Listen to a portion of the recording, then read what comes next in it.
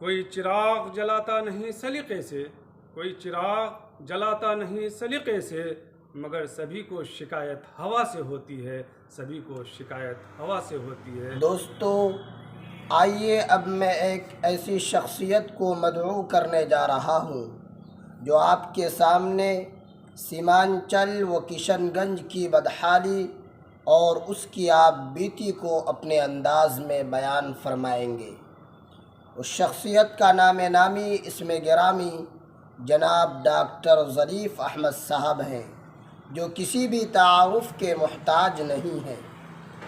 मैं जनाब डॉक्टर ज़रीफ़ अहमद साहब से बड़े ही अदब व एहतराम के साथ दरख्वास्त करता हूँ कि डॉक्टर साहब तशरीफ़ लाएँ और अपने माफ़ी ज़मीर को उम्दा अंदाज में पेश फरमाएँ।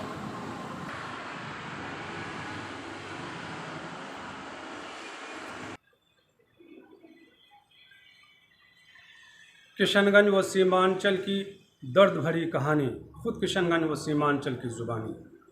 हाँ, मैं ही बदनसीब किशनगंज व सीमांचल हूँ। मेरे नाम पर सियासत, मेरे नाम पर क़यादत और मेरे ही नाम पर बगावत करना मेरा मुक़द्दर बन चुका है।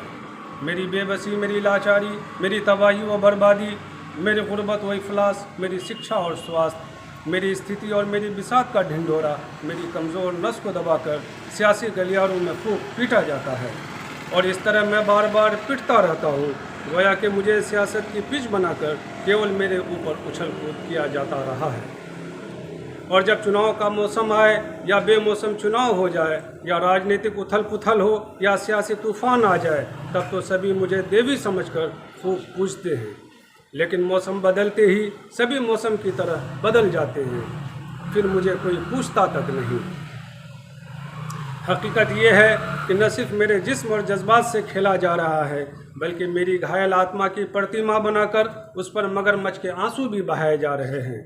कभी लखनलाल कपूर और सुशीला देवी ने कहा कि हमें मौका दो, हम आपको स्वर्ग बना देंगे। MJ अकबर ने कहा कि हम अमेठी बना देंगे। सैयद शहाबुद्दीन ने कहा कि हम मिसल जन्नत बना देंगे। सैयद शाहनवाज हुसैन ने कहा कि हम विकास की गंगा बहा देंगे। मैंने सबको मौका दिया, मगर सबों ने मुझे धोखा के सिवा और क्या दिया। चूँकि आज़ादी के 74 साल गुजर जाने के बाद भी मेरा नाम भारत की फहरिस्त में सबसे पिछड़ा और दबा कुचला में शुमार होता है। फातमी और सच्चर कमेटी की रिपोर्ट ने भी मेरी असलियत बयां कर सबको बेनकाब कर दिया है।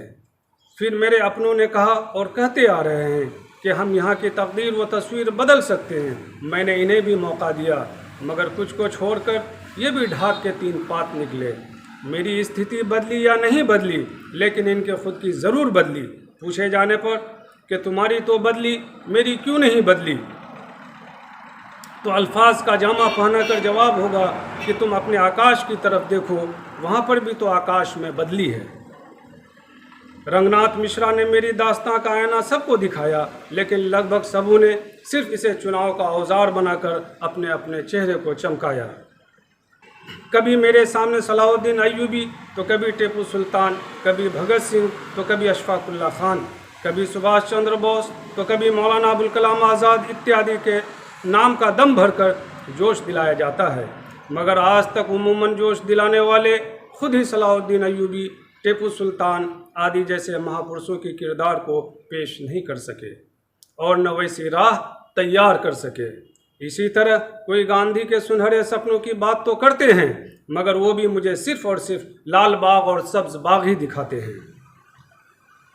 कोई JP आंदोलन के किस्से सुनाते हैं, तो कोई डॉक्टर भीमराव अंबेडकर के संविधान की कस्में खाकर और उनकी किताब को पलकों पर बिठा कर लाते हैं, मगर वो भी धर्म और मजहब के नाम पर राजनीतिक अफीम चटाने से बाज कहाँ आते हैं। अब भला मैं किसको, अपनों को या गैरों को मौका परस्ती का अवार्ड दूँ। आखिरकार मुझे ये सोचने पर मजबूर होना पड़ता है कि मेरी इस दुर्गति के लिए नेता जिम्मेदार है या जिम्मेदार नेता नहीं है। इसी तरह इसके लिए जनता जिम्मेदार है या जिम्मेदार जनता ही नहीं है। चूँकि आज़ादी से आज तक कमोबेश सबों ने सिर्फ और सिर्फ मेरे ज़ख्मों को कुरेद कर गहरा ही किया है, मगर इन ज़ख्मों पर अक्सर ने खातिर ख्वाह मरहम पट्टी नहीं की और न आज तक मैं मुकम्मल तौर पर सेहतयाब हो पाया हूँ। अब इस शेर के साथ मैं अपने आप को रोकता हूँ कि सुनेगा कौन मेरी चाक दामनी का अफसाना, सुनेगा कौन मेरी चाक दामनी का अफसाना। यहाँ सब अपने अपने पैराहन की बात करते हैं, यहाँ सब अपने अपने पैराहन की बात करते हैं।